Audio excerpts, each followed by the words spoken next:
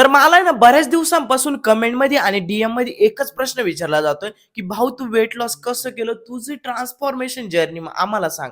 तर मग म्हटलं आता याच्यावरती एक सविस्तर व्हिडिओ बनवून टाकू. तर आज मी तुम्हाला दाखवतोय माझी ट्रान्सफॉर्मेशन जर्नी. तर माझं आहे ना, काय झालं तुम्हाला सांगतो, की माझं वजन जास्त पण नव्हतं आणि लई कमी कमी तर नव्हतंच.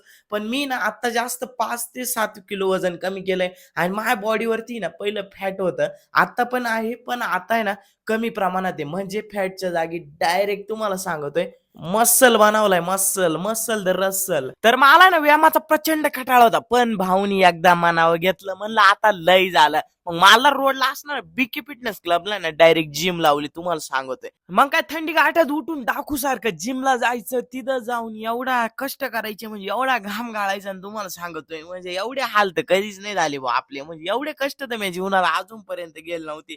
तेवढे इथं जिमला जाऊन झाले. म्हणजे तुम्ही आधी जर फोटो पाहिले ना ते पुढच्या व्हिडिओमध्ये दाखवीन मी तुम्हाला. तर बीके फिटनेस क्लबला ना आपण डायरेक्ट पर्सनल ट्रेनिंग लावलेलं म्हणजे स्वतः भावेश खांडरे बीके फिटनेस क्लबचे सर्व आपला वर्कआउट घ्या द्या. एवढा हार्ड वर्कआउट ना तुम्हाला सांगतो नुसता घाम घाम घाम घाम.